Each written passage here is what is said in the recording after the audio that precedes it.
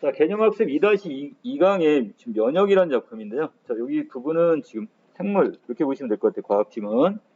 자, 이거는 외부 병원체로부터 우리의 몸을 보호하는 선천성 면역과 자, 후천성 면역의 주요 과정을 설명합니다. 그리고 이제 그 아랫부분에 보시면 선천성 면역이 뭐고, 그다음 후천성 면역이 무엇인지. 자, 그리고 이것을 이 후천성 면역인 경우, 이것을 이제 B세포와 이제 T세포가 이제 활성화가 돼서 그 과정에서 이 형질세포나 세포 독성 T세포 이외에도 이 기억세포가 하나 더 나와요.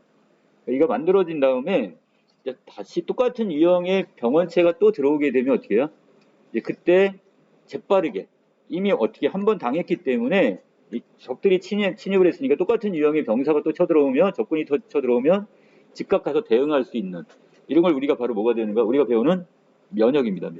면역력이 생겼다 이런 말을 쓰는 거야. 자, 그러면 자, 외부 병원체에 대한 우리 몸의 방어 체계를 면역 시스템이라고 하는데, 자, 이때 우리 몸에 내재되어 있는 면역 시스템은 자기와 제일 중요한 게 바로 자기와 남을 구분하는 능력이 있어야 됩니다. 자, 이 시스템은 자기에 대해서는 반응이 유도되지 않아야 되고요. 자, 그 다음에 남으로 인식되는 외부 병원체에 대해서는 자, 면역 반응이 유도되도록 조절이 돼야 돼요. 근데 이걸 피하 식별을 못하면 어떻게 될 거예요? 저게 적군인지 아군인지를 구분을 못하면 얘들은 계속해서 그냥 공격을 해버려요. 다. 이게 문제가 되는 거죠. 이게 선천성 면역 결핍증, 성병이나 이런 거 많죠. 이런 어떤 문제가 생길 수가 있는 거죠. 자, 우리 몸의 면역 시스템은 세균이나 바이러스 등의 어떤 병원체가 우리 몸으로 들어오지 못하도록 방어를 하는 것.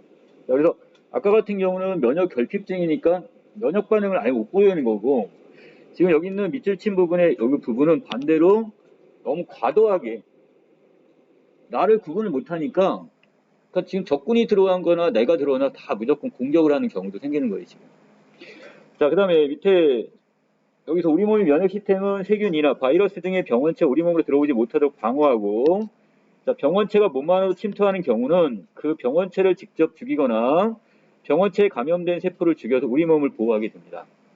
이때 병원체에 대한 우리 몸의 면역 시스템은 크게 두 가지로 나눌 수가 있는데, 자, 첫 번째는 어떤 거? 특정 병원체를 기억하지 않고 즉각적으로 반응하는 것을 우리는 뭐라고 하고요? 자, 이것을 우리는 이게 선천성 면역이라고 하고, 자, 두 번째, 병원체의 특정한 항원.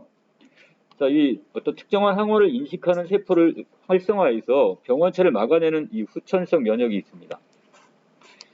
자, 그래서 두 개로 나눠져요. 어떤 특정한 병원체를 기억하고 않고 그냥 무작위로 가서 죽이는. 자, 이런 경우를 우리는 선천성 면역이라고 한다면, 자, 특정한 항원의 활성화가 이루어져서 그 다음에 여기에 의해서 어떻게 되는가? 가서 병원체를 막아내게 되면 이것은 후천성 면역이다 이렇게 보시면 돼요. 자, 우리가 세부적으로 나눌 건 바로 후천성 면역입니다. 자, 밑에서 자, 선천성 면역은 병원체 우리 몸 안으로 침투하지 못하도록 방어하는 것에서부터 자, 첫 번째는 아예 처음부터 못 들어오게 방어하는 경우가 있고요. 자, 그 다음에 두 번째는 자, 몸 안으로 침투한 병원체를 제거하는 과정에 작동을 합니다. 자, 이렇게 크게 두 가지가 있는데요. 자, 예를 들어서 여기 하나 빠졌습니다. 우리의 피부나 그다음 또 소화기, 그다음에 호흡기와 같은 그 내벽을 덮고 있는 점막. 자, 두 번째가 바로 점막. 자, 또 한 가지 땀이나 눈물, 침 등이 이렇게 분비가 되죠. 이 분비액 등. 자, 이런 것들이 바로 뭐라는 거야? 병원체의 어떤 세포벽을 파괴하거나 또는 병원체의 어떤 생장을 억제해 몸을 보호하게 됩니다. 자, 그러나 병원체가 체내에 침투하면 이제 세 번째가 방법이 뭐예요? 자, 몸속에 들어왔을 때 누가? 백혈구가 바로 이렇게 식세포 작용을 통해서 자, 그 병원체를 지금 제거하는 방법. 이건 몸속에 들어왔을 때 갑자기 어떻게 염증이 생기고 백혈구 수치가 높아지죠? 이게 바로 이 경우입니다. 지금 병원체가 들어왔는데 이런 경우 이제 우리 몸에 이제 열이 나고 그 다음에 거기에 따라서 뭐 하는 거예요 지금? 백혈구 수치가 높아져요 지금. 내 몸의 이상을 바로 이게 보여주는 거야 지금. 자, 이러한 선천성 면역 체계는 우리 몸에 항상 존재하고 있기 때문에 자, 짧은 시간에 외부의 어떤 침입자로부터 우리 몸을 보호하게 됩니다. 자, 그 다음에 두 번째, 후천성 면역은 특정 항원의 특이성을 보이는 세포를 활성화해서 자, 강력하고 지속적인 면역 반응을 유도하게 돼요. 자, 이건 순간 한 번 하는 게 아니라 짧은 어떤 순간이 아니라 이것이 계속 지속적으로 이렇게 보시면 될 것 같아. 자, 항원의 특이성을 드러내는 돌출 부위를 우리는 에피토프라고 하는데, 자, 후천성 면역을 담당하는 이 B세포와 그 다음에 T세포에는 특정 에피토프에만 결합하는 항원 수용체가 있어요. 그 병원체나 이런 항원이 들어오면 이것이 어떻게 우리가 결합하는 어떤 이 따로 특정한 항원 여기 수용체가 있단 말이야. 그래서 우리 몸에 존재하지 않던 이질적인 항원이 발견될 경우에 자, 적군이 침입한 거죠. 자, 이렇게 되면 B세포와 T세포는 자신의 항원 수용체와 그다음 항원의 에피토프를 맞춰봅니다. 자, 나의 수용체, 갖고 있는 수용체와 그 다음에 항원이 갖고 있는 에피토프를 같이 맞춰봐요, 이렇게. 자, 그런데 여러 종류의 B세포와 T세포 중에 그 항원에게만 결합하는 특정한 B세포와 T세포를 어떻게 증식을 해요. 얘를 키우는 거야, 지금. 갑자기 이제, 보니까 어떤 적군이, 특정한 적군들이 쳐들어왔단 말이야. 아까 얘기했던 육해공군 중에 공군이 들어왔어. 아니, 해군이 들어왔어, 해군이. 그러면, 해군이니까 해군이 가서 맞아야지. 해군 애들을 어떻게 키우는 거야, 지금. 우리 군대를. 자, 이렇게 해서 어떻게 하냐. 자, 이러한 활성화 과정을 통해 증식된 B세포는 형질세포와 기억 B세포를 형성하게 되고요. 자, 오른쪽에 있는 부분이 바로 고경일 겁니다. 자, 여기서 항원에다가 B세포의 항원 수용체와 이렇게 결합을 하게 되면 자, 이때 여기에 의해서 이렇게 결합한 상태가 됐어요. 자, 그럼 여기서 뭘 한다고요? 자, 기억세포와 자, 또 한 가지 뭐가 있었죠? 자, 여기 형질세포 있죠? 자, 형질세포. 자, 이것이 이 형질세포의 항원 수용체가 세포 밖으로 분비가 되는데 이게 바로 뭐가 되는 거야? 이게 바로 항체가 되는 거죠. 자, 그렇다면 두 가지 형태가 되면 자, 항원이 자, 여기 있는 여기 B세포와 이렇게 결합이 되면서 나올 수 있는 거. 자, 여기서 지금 항원 수용체와 결합을 하게 되면 특정한 이게 그래서 형질세포에서 결국 이게 쏟아져 나오게 되는데 이게 바로 항체가 되는 거고 또 한 가지는 왼쪽에 보시면 바로 뭐가 있어요? 기억세포, 비기억세포.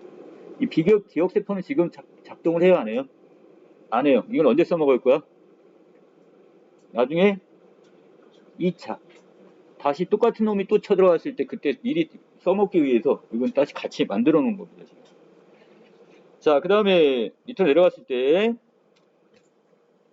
자, 이렇게 형질세포에서 대량으로 분비된 항체가 항원과 결합을 해서 항원과 관련된 병원체 활동을 막아내게 됩니다. 자, 이게 적군을 막아내는 거 이렇게 해가지고 이것을 무슨 체액성 면역이라고 부른다. 자, 아까 여기는 바로 여기 맨 마지막 부분에 해당이 되는 거죠. 체액성 면역.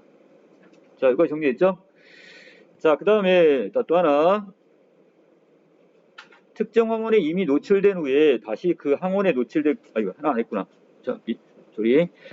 한편 증식된 T세포는 도움 T세포와 세포 독성 T세포 그 다음에 기억 T세포를 형성합니다. 여기 도움 T세포는 지금 빼버렸어요, 제가. 자, 여기다 그냥 하나 써드릴까요? 이렇게 해서 도움 T세포.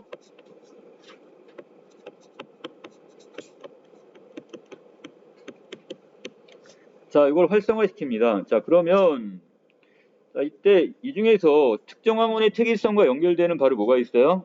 자, 여기는 이 세포 독성 T세포 있죠? 여기서 얘가 나온단 말이야, 지금. 얘가 활성화가 돼갖고 얘가 밖으로 나오면, 자, 얘가 직접적으로 어떻게 되는 거야? 항체를 형성하는 게 아니라, 얘가 가가지고 그냥 직접 병원체에 감염된 세포 자체를 그냥 죽여버려요, 얘가. 자, 이렇게요. 그래서 이것을 우리는 뭐라 한다? 이걸 세포성 면역, 이렇게 부르게 되는 겁니다. 세포성 면역. 지금 차이점 아시겠어요? 자, 그래서 어떤 항체를 만들어서 B세포처럼 항체를 만들어가지고 어떤 병원체를 지금 얘를 죽여버리면 이런 경우를 우리는 체액성 면역이라고 하는 거고 자, 그 세포 독성 T세포에 의해서 여기에 의해 세포를 직접 사멸시켜버리는 감염된 세포 자체를 아예 죽여버리는 거야. 항체는 형성 안 돼요. 자, 이런 걸 우리 세포성 면역 이렇게 보시면 돼요. 자, 그래서 마지막 부분에 이 중에 특정 항원에 특이성 있는 세포 독성 T세포가 이 병원체에 감염되어 있는 세포를 직접 참여시키는데 이는 항체를 만들지 않고 세포가 직접 작용을 해서 나타난다는 면역 반응으로 바로 이걸 세포성 면역이라고 불렀고요. 자, 특정 항원에 이미 노출된 후에 다시 만약에 그 항원에 노출될 때는 면역 반응의 속도나 강도나 지속 시간이 어떻게 될까요? 큰 차이가 난대요. 어디가 더울까요? 1차와 2차 중에 속도로 따진다면 어느 게 더 즉각 반응을 보이냐고요? 2차겠죠? 자, 강도도 2차가 세지고요. 이미 나는 내 몸이 지금 어느 정도 견뎌낼 수 있는 힘이 생겼어. 그 다음에 지속 기간도 더 길 겁니다, 지금. 그렇죠? 자, 그 정도로 지금 군사력을 이미 갖추고 있는 거야, 그 군사력을. 자, 항원에 노출된 후 첫 번째로 일어나는 면역 반응을 우리가 1차 면역 반응이라고 하는데, 자, 이것을 우리 1차 면역 반응. 이 반응의 강도는 항원 노출 후에 10에서 17일 이후에 최고치에 이르게 된대요.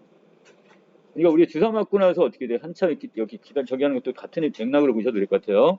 그리고 같은 항원에 다시 노출될 경우 최고치 면역 반응에 이르는 시간은 2에서 7일 정도로 빨라집니다. 상당히 빨라졌네요. 또 면역 반응의 강도는 높아지고 그 지속 시간도 더 길어지는데 이를 2차 면역 반응이라고 부릅니다.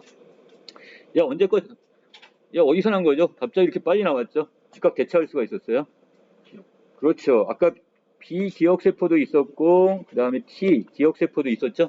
얘들을 미리 갖고 있다가 자, 이것이 매개되는데 이들 기억세포는 증식이 멈춰진 상태로 있다가 훗날 같은 항원과 다시 접촉하게 되면 빠르게 증식을 해서 군사력을 금방 키우는 거야. 향상된 면역 반응을 보이게 되는 겁니다. 자, 아랫부분에 자, 선천성 면역하고 그 다음에 후천성 면역을 구분해놨네요.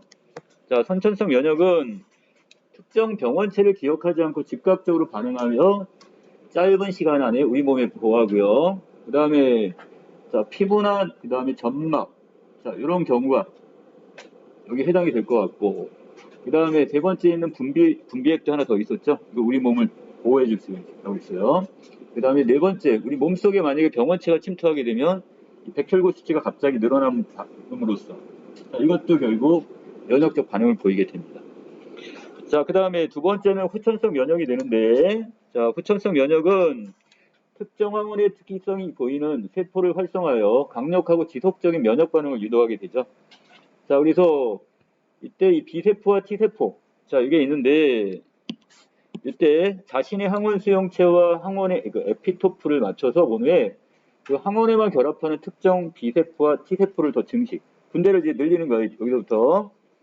그리고 이때 3번에 B세포에 의해 그 체액성 면역과 그다음 T세포에 의해서는 세포성 면역으로 구분해가지고 작용을 하고요. 자, 마지막 네 번째는 기억 B세포와 그 다음에 기억 T세포에 의해서 2차 면역에 반응을 하면서 1차 면역 반응보다 향상된 면역 능력을 보여주게 되는 거죠.